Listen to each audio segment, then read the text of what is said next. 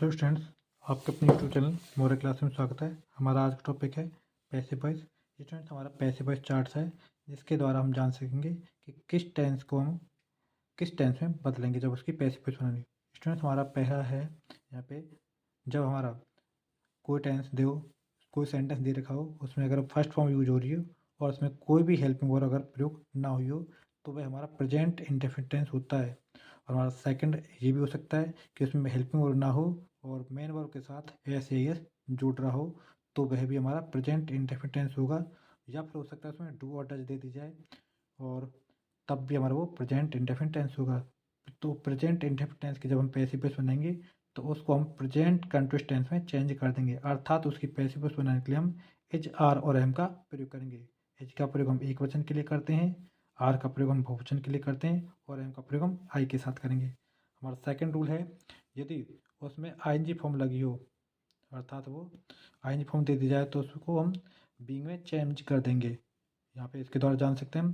और हम जानते हैं आईएनजी फॉर्म जो हमारी कंटिन्यूस में होती है, प्रेजेंट कंटिन्यूस और पास्ट कंटिन्यूस में। यदि उस वह टेंस हमारा प्रेजेंट कंटिन्यूस का है अर्थात उसमें इज आर और एम लग रहे हो सेंटेंस में और हमें उसकी पैसिव वॉइस बनानी हो तो उसको हम इज बीइंग, आर बीइंग और एम बीइंग में चेंज कर देंगे। हमारा अगला टेंस है प्रेजेंट परफेक्ट का। और प्रेजेंट परफेक्ट की जो पहचान होती है वो हैज और हैव होती है।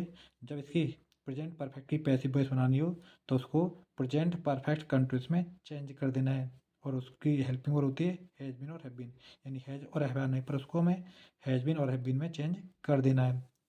हमारा अगला रूल है, जब वाक्य में सेकंड फॉर्म यूज हो और उसमें कोई हेल्पिंग वर्ब ना हो तो वह हमारा पास्ट इंडेफिनिट टेंस होता है, या फिर उसमें डिड लगा हो तो भी अब वो हमारा पास्ट इंडेफिनिट टेंस होता है। और पास्ट इंडेफिनिट टेंस की पैसिव वॉइस बनाने के लिए उसको पास्ट कंटिन्यूस में बदल देते हैं।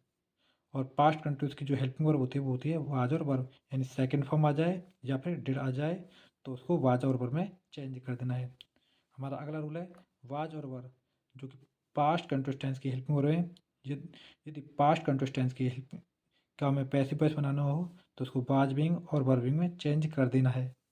हमारा अगला टेंस है हैड, जो कि पास्ट परफेक्ट टेंस की हेल्पिंग वर्ब है। और पास्ट परफेक्ट की अगर हमें पैसिव वॉइस बनानी होती है तो उसको पास्ट परफेक्ट कंटिन्यूस की हेल्पिंग वर्ब में चेंज कर देते हैं, अर्थात उस वाक्य में अगर हैड आ जाए तो उसकी पैसिव वॉइस बनाने के लिए उसको हैड बीन में चेंज कर देना है। हमारा अगला रूल है सेल और विल, जो कि फ्यूचर इंडेफिनिट टेंस की हेल्पिंग वर्ब हैं।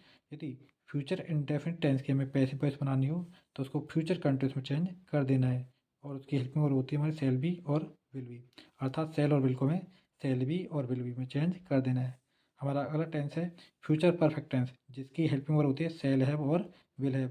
हमें जब इसकी पैसिव वॉइस बनानी है तो इसको फ्यूचर परफेक्ट कंटिन्यूस टेंस में चेंज कर देना है, जो कि उसकी हेल्पिंग होती है सेल हैव बीन और विल हैव बीन, अर्थात सेल हैव और विल हैव को हमें सेल हैव बीन और विल हैव बीन में चेंज कर देना है। Thanks for listening to watching.